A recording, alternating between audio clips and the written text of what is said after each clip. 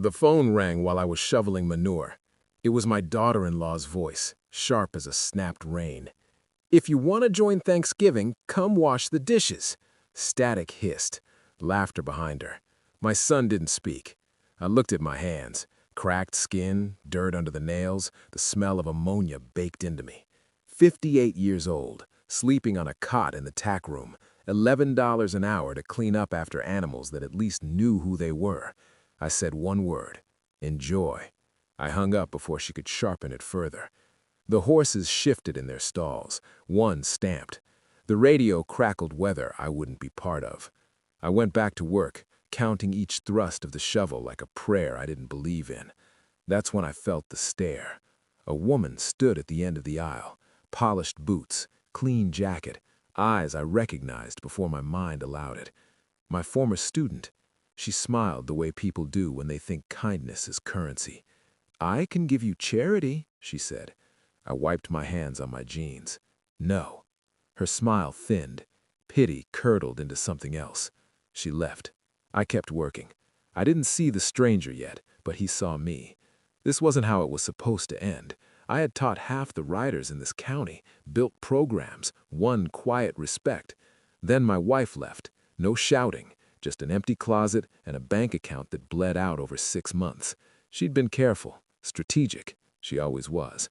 My son took her side without asking questions. My daughter-in-law learned fast. She learned contempt. I told myself it was economics, bad luck, age. I told myself lies because they were easier to lift than truth. But the real betrayal was quieter. It came in patterns, messages that stopped when I entered a room, photos on social media cropped just enough to exclude me, invitations that arrived late, if at all. The phone call made it explicit.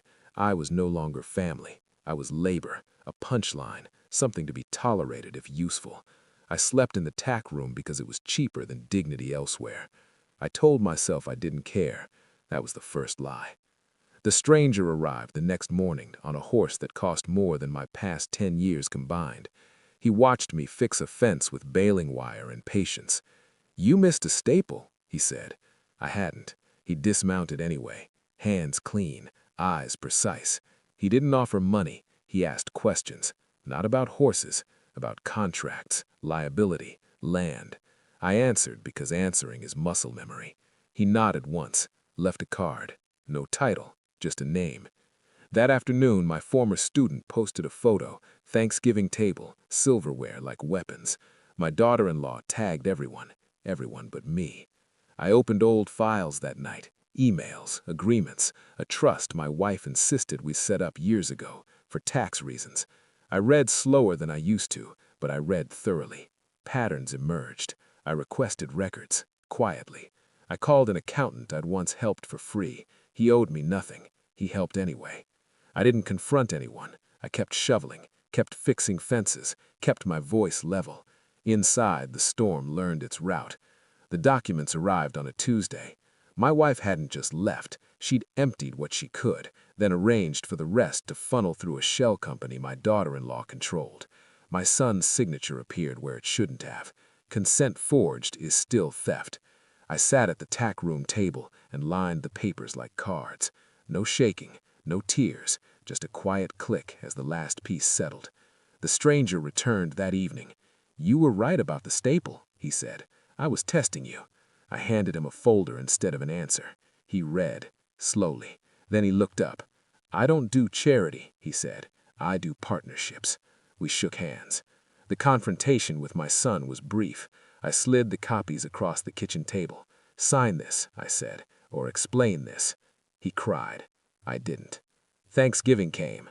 I didn't go. Photos of my Swiss villa went live instead. White stone, glass, mountains like judges. A horse in the paddock worth 6 figures. The stranger stood beside me, now a partner, not a benefactor.